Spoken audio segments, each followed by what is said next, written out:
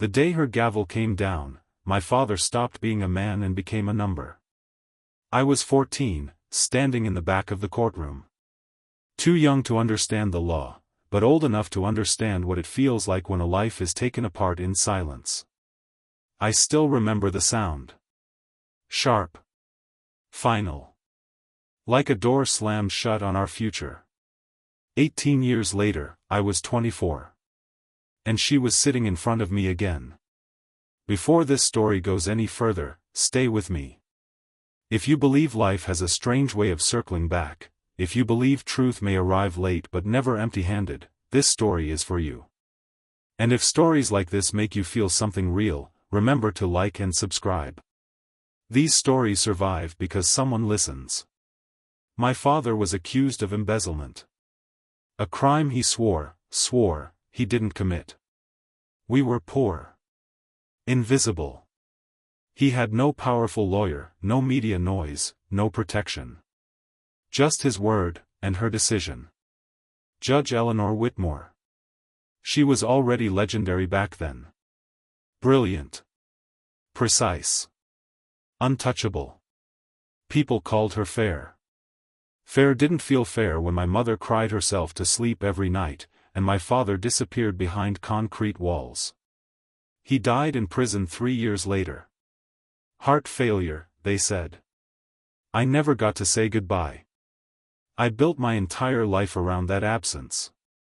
I studied law not because I loved it, but because I needed to understand the machine that crushed him. I wanted answers. Maybe justice. Maybe peace. I wasn't sure. That's how I ended up there. In a quiet courtroom. Not as a defendant, but as a junior legal researcher assigned to assist in a judicial review panel. And then she walked in. Her hair was silver now. Pulled back neatly. Her posture still straight. Her presence still heavy. When she sat down, the room adjusted to her gravity. She didn't recognize me. Why would she? To her, my father had been just another file. But to me, she was a shadow that had followed me my entire life. The first weeks were professional. Polite nods. Controlled distance. She spoke to me the way she spoke to everyone, calm, precise, distant. But there were cracks. Small ones. A pause before signing harsh sentences. A sigh she thought no one noticed. One evening, after a long hearing, we were alone in the courtroom. Rain washed the city outside, the kind that brings buried memories back to the surface. "You're very thorough," she said, gathering her files. "You remind me of someone." "Who?" I asked. She hesitated. "Someone who believed deeply in fairness," she said quietly. "I failed him." My chest tightened. She didn't know she was talking about my father. Weeks later, everything changed. I was reviewing archived cases when I saw his name. My father's file had been flagged for posthumous review. New evidence. Forged documents. Corporate fraud. He had been a scapegoat. My hands shook as I carried the file to her office. She read in silence. Slowly. Her face drained of color. "This case," she whispered. "I remember it. He was my father," I said. The silence that followed felt unbearable. She stood up suddenly, like the ground had shifted beneath her. "I sent him to prison," she said, her voice breaking for the first time. "I took everything from your family." I expected anger to explode out of me. Instead, I felt tired. Tired of carrying something no child should have to carry. "I didn't come here for revenge," I said quietly. "I came because the truth finally arrived." That night, the woman who had terrified courtrooms for decades cried. Not quietly. The kind of crying that comes when certainty collapses. What followed wasn't romance. It was accountability. She pushed for my father's name to be cleared. She issued a public apology that shook legal circles. She funded a scholarship in his name. She didn't ask for forgiveness. She said she didn't deserve it. And slowly, something shifted. We started talking. Not as judge and assistant, but as two people shaped by the same tragedy from opposite sides.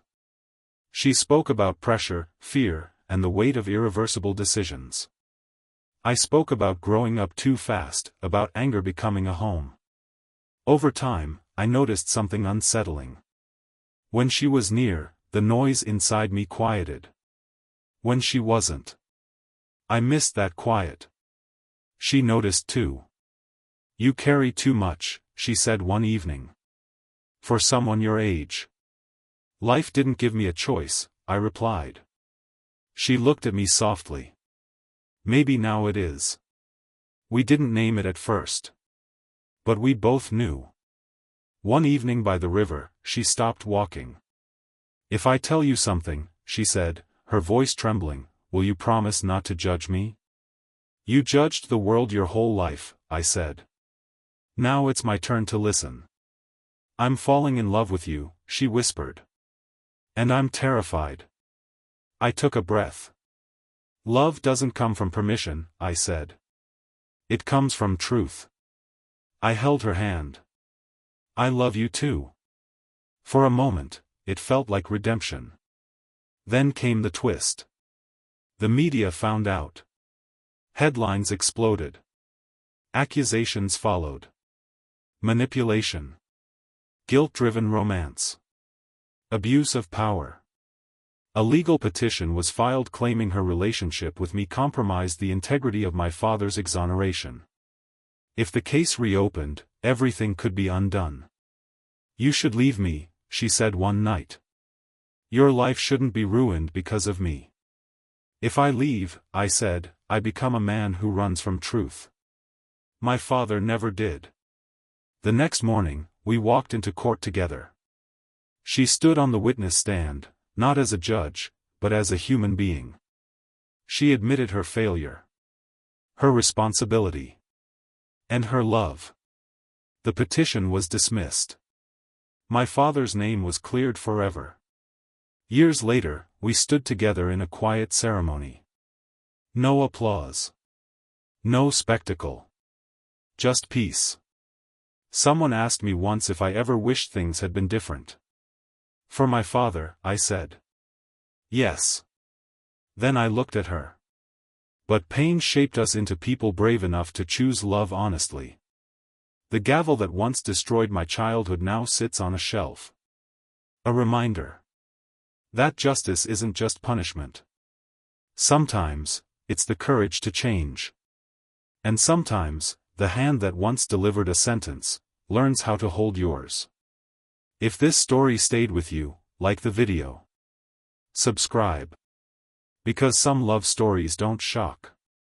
They heal.